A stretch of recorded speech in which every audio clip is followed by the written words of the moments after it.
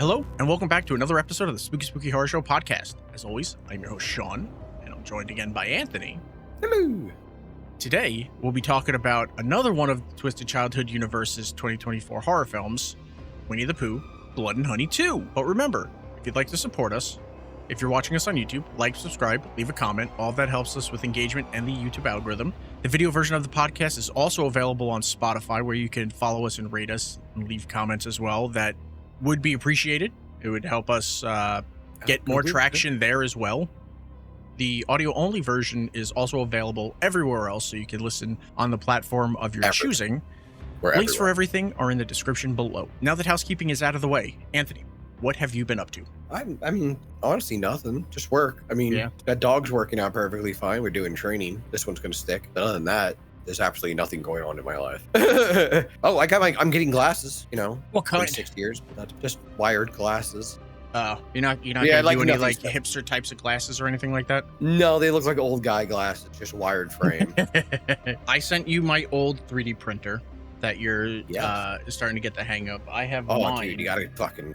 And I haven't really. I used it a lot when I first got it, and then I slowed down using it because one, I had the roof leak, and then I started building the new server, which is finally up and running. That's all up and running now, and I was like, you know what? I want to start printing bigger things. I need to get used to the slicer. I need to get used to adding connectors and stuff. And we're going back to a horror convention where the kiddo is going to be meeting a bunch of the people from the original Scream franchise. Yeah, that's and awesome. He loves it.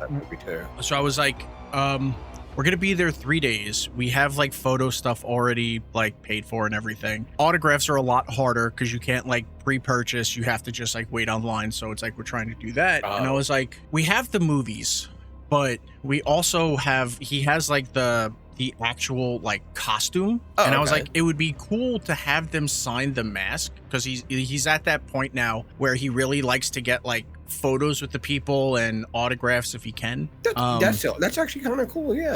Yeah, so I was like, it'd be cool if I can 3D print the Scream mask, get it all set up, and then have like all the original cast that's gonna be there sign it, and then like hang it.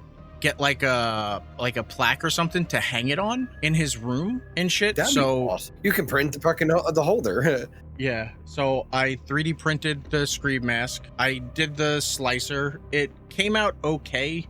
I have to figure out a better way to do the tree supports, because they are not too good. That's where staining and detailing comes in. Yeah, so get a rotary, cordless rotary. Yeah, I need to get actual CA glue, because the glue I used is not great, but I have all the wood filler and stuff to fill it in, to sand it down and everything, so I'm going to do that. But I still don't know how well it'll come out, and so I might just buy an extra mask, but I still think it came out pretty good, so. I think it does. It's like, you're showing us. It looks pretty good. But yeah, besides that, I was telling you, the construction is about to start on the house. After 13 years, we are finally getting the foundation of the house leveled. Well, it's foundation, not base.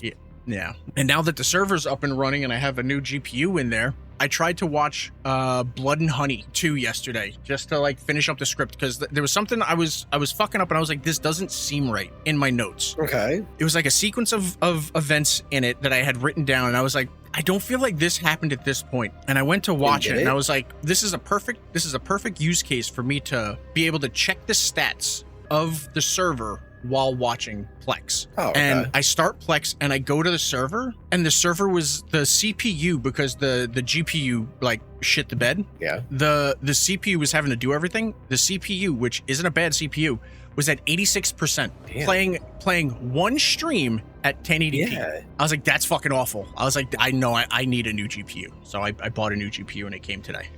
I was like, that was bad. That was really bad. I was like, oh no. Oh, no. No.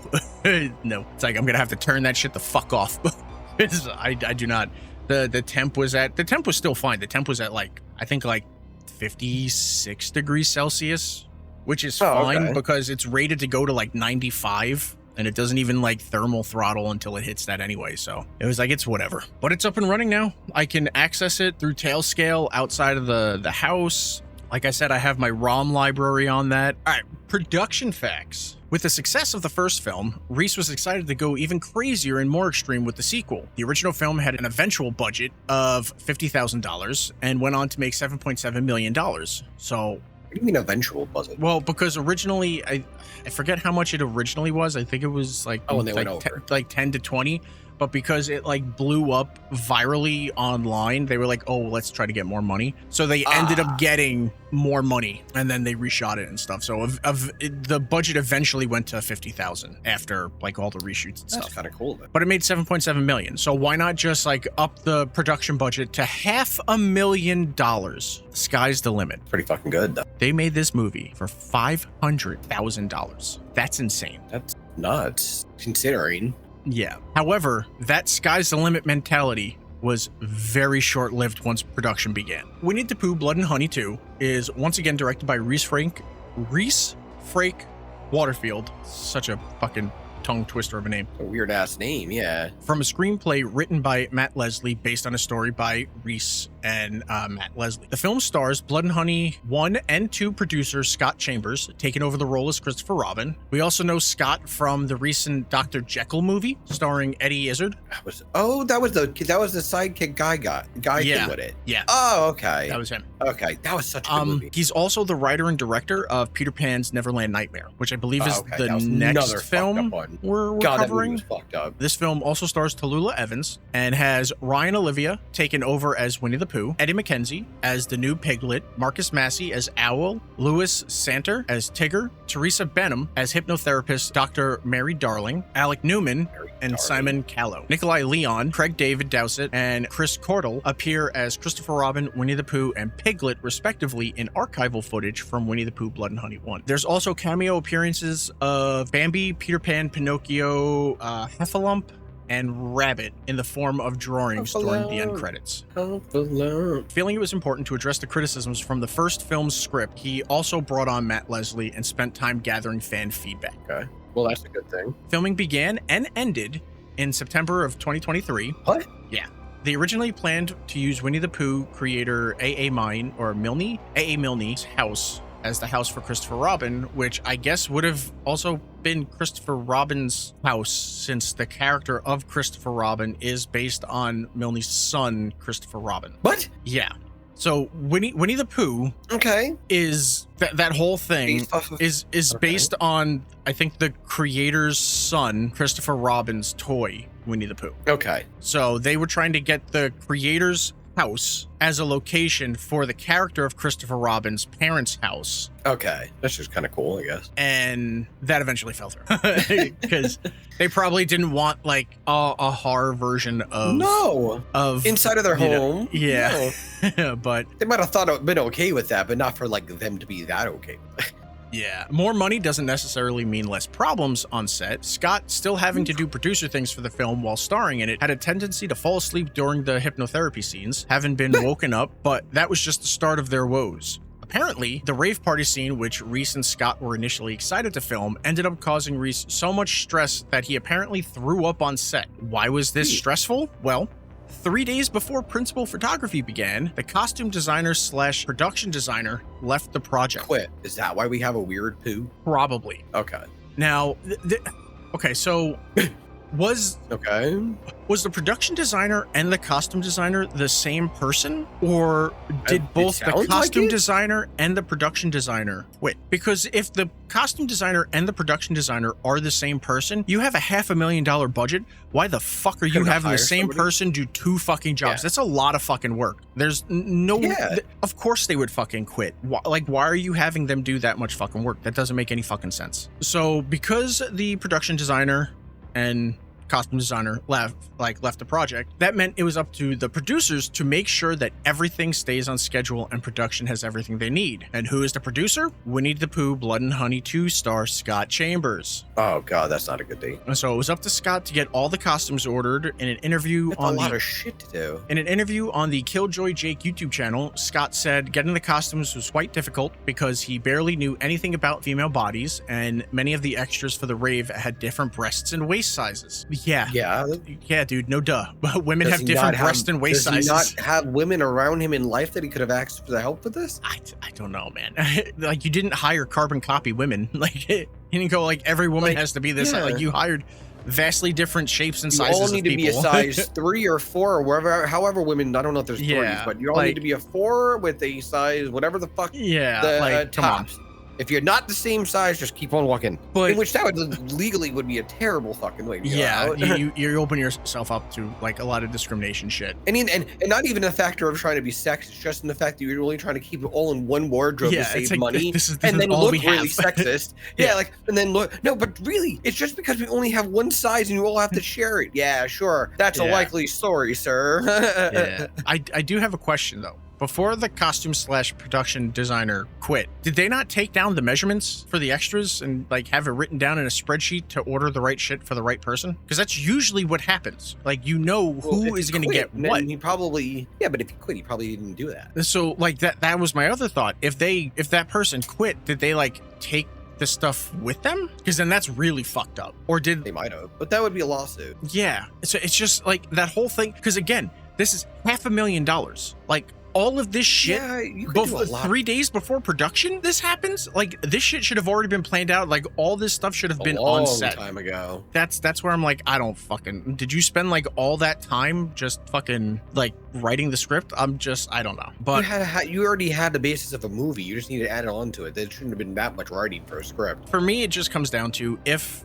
these two roles were being handled by one person on a $500,000 budget, well, then he did a damn fine job. That's a fuck up on your part. It should have been 2 people. You should not have been overworking them like that. And he did do a good job if it was all on his ass. Yeah, one person should have been responsible for costumes. One person should have been responsible for like the actual look of the film. It usually is. Isn't that usually how that works? Yeah, but anyway, they used a World War II bunker for several scenes inside the abandoned warehouse for the rave party, including the boiler room and the tunnel. Winnie-the-Pooh Blood and Honey 2 premiered in London on March 18th, 2024, theatrically released in the North American market later that month, where it grossed $533,144. All other territories combined pulled in over $7 million for a total worldwide box office of $7.6 million. Anthony, what is your spoiler-free review of Winnie-the-Pooh Blood and Honey 2?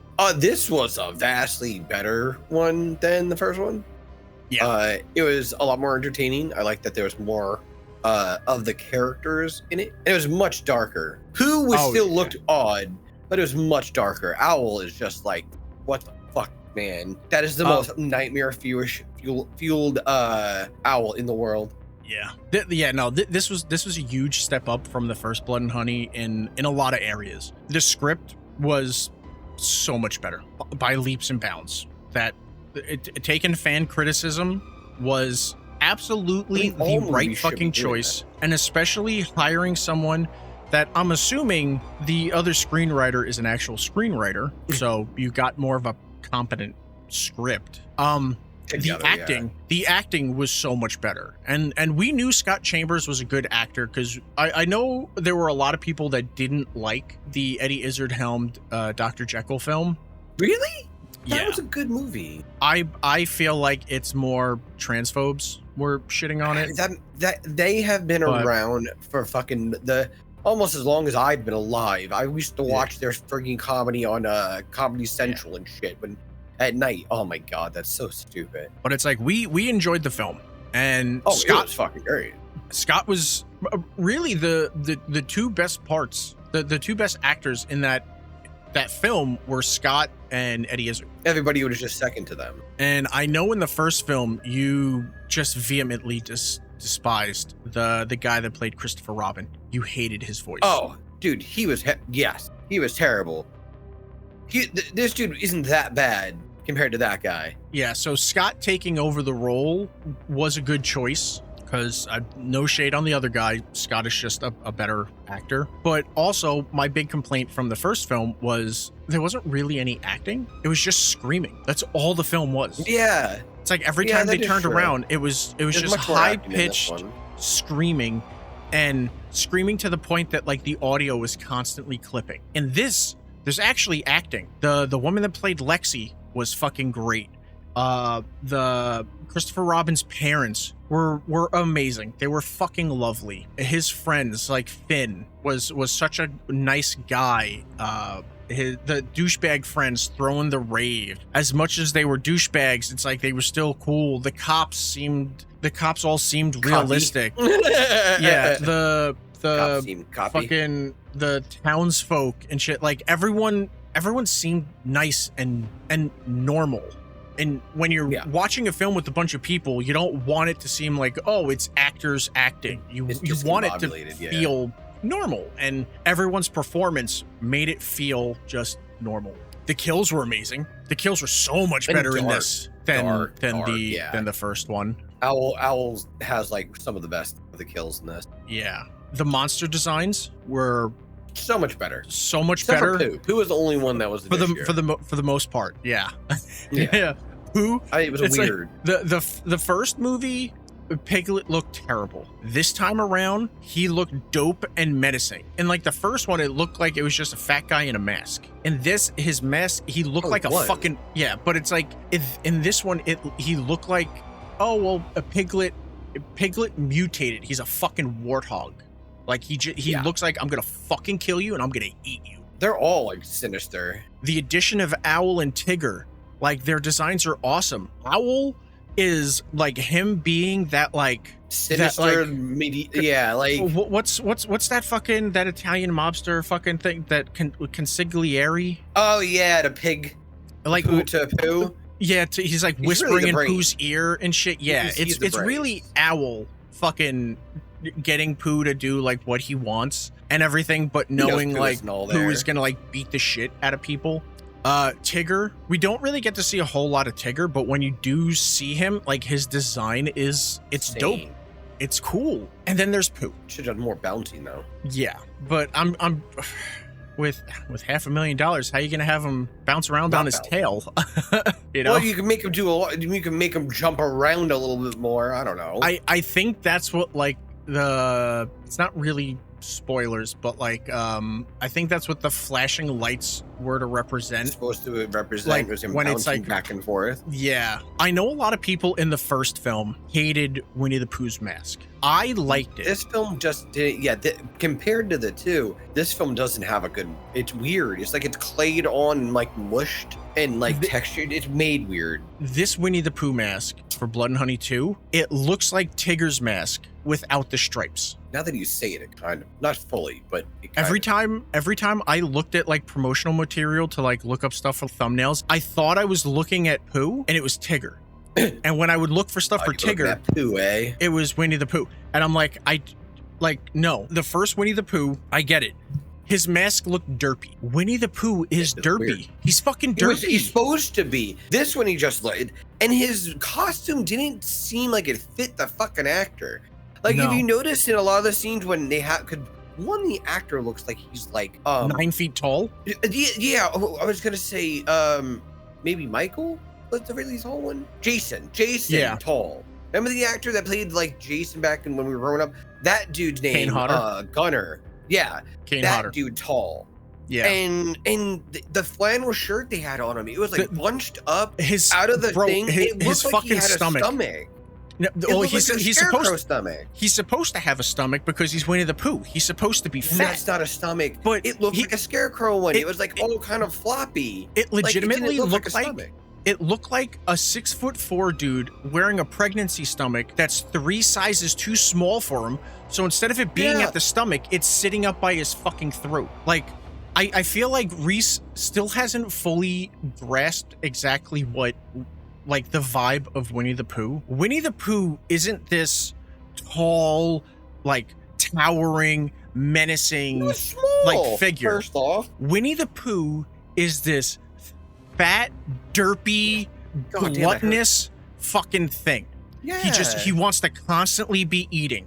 If you made Winnie the Pooh shorter, you made him tall. If you made him shorter, you made him fatter, and you kept him with that original like George face. Costanza's height. Yeah, but like that original mask, stocky one. that to me is scarier Because then you have Yes! like It's more that. menacing. What was that glutton monster from? Full Metal Alchemist? Yeah, Full Metal Alchemist. Yeah, Gluttony. yeah. But But like that the name was that's Gluttony. But well, no, that but one. I it mean would like it was like a round one. Yeah, Yeah. and the tongue would come out. Yeah, that would make sense. That does. yeah, like that as Winnie the Pooh, or even like, have you watched any of One Piece live action yet? Season 2? No. Oh, what's his name's in it? Well, too bad. The fucking the king guy that fucking nice, is constantly eating. Yeah. Like they have it where it's like he's sitting there and like his jaw just gets like huge, like a fucking hippopotamus. Yeah. Having him like do that and then like his mouth just opening, like Winnie the Pooh shouldn't be like just killing people. He should be eating them. That's his like. He should be dripping honey on them or something. Yeah. You know what I mean? Yeah. Or like you'll that's, see him with a pot in his hand while he's like dragging the body. yeah. Like that would have been cool. So it's like that's how I feel like Reese still hasn't like figured out Winnie the Pooh. Owl, they got it. That was fucking insane. Owl is spot on because it's owls. They're wise and they're thinkers and he's planning stuff. And he's like got morphed. Yeah, he's like warped into everything. Piglet was this like scaredy cat character, but in this it's like Now he's a Piglet is warthog. bigger and he's like all warthogish and he'll fucking like kill you and eat your face. He'll like maim you and stuff. Tigger is psychotic and he just wants to jump around and slice you up and stuff like that. And then you have Winnie the Pooh and he's just It's Jason awkward. Voorhees and Michael Myers and it's like that's not Winnie the Pooh. That's not who he Crazy is. tall. Yeah, that's just not who Winnie the Pooh is. That's for me. That's where they keep fucking up. They need to sit there and they need to like actually look at a photo of Winnie the Pooh and be like, and then look at their a little creation bit taller is and be one like, thing. A little bit taller is one Yeah. thing. Like dude, 6 dude feet. was huge. That dude looked like he Huge. was like between 6'4" and 6'9". Winnie the Pooh should be between 5'10" and 6 foot at most, like a normal average height. He should just be fucking big. Like that's about like, come on, man. Should have gotten Jason Alexander for that. Yeah. Oh, God, could you imagine fucking I George don't know Costanza how good he running would do it? that, but yeah, I don't know. I don't know if that's really something he would like to do, but yeah, that's it. You need a stocky guy. But it's like I really liked the derpy look on the face where it was like when he would like stare. Like the big problem with that original mask was You couldn't There really was- see the eyes as well. yeah, there was You no couldn't convey. there was no movement in the face. So if they can build up some animatronics in the mask to allow for more like facial movements and stuff, but it's like when you could see the eyes, just like the vacant stares that it would do, and it was just like there's nothing behind it. It's just like it looked like he was gonna eat you when he looked at you. It was just like, oh, hungry. I'm dead. That to me was awesome. So for everything good this movie does, that's like the one like sore spot for me. That and the fact that what the fuck was up with Winnie the Pooh's arms? Sometimes it looked like regular arms, other times it looked like, it was like we gotta make his arms look longer, so put like fake hands inside rubber gloves and make the actor hold sticks inside of his like sleeves. Like that's what it looked like. It looked like a children's Halloween costume. Chainsaw. Why did we think the chainsaw was the greatest of ideas? I don't know. They really didn't use it. There wasn't a lot of use of the chainsaw. I don't know. I have no idea. But it's like the movie was still fun. It's like at the end of the day, though, a much better movie. it was still a lot of fun, which is what surprised me. But that is it for this week's episode of the Spooky Horror Show podcast. Remember to follow us on all social media. We will see all of you next time. Go watch some horror movies. Next time. Bye. Later.